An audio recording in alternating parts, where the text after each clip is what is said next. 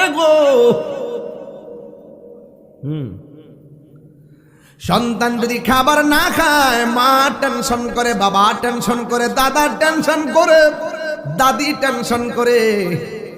ওই মা ডাক দিয়ে, নবী গো, জন্মগ্রহণ করার পরে আমার সন্তান স্তনের মধ্যে মুখ লাগাই নাই। এই কথা বলার পর আমার নবী মৌলা আলী রাদিয়াল্লাহু তাআলার করে জিহ্বার ভিতরে, নিজের জবানের ভিতরে নিজের জিহ্বা মুবারকটা ঢুকাইয়া দিছে।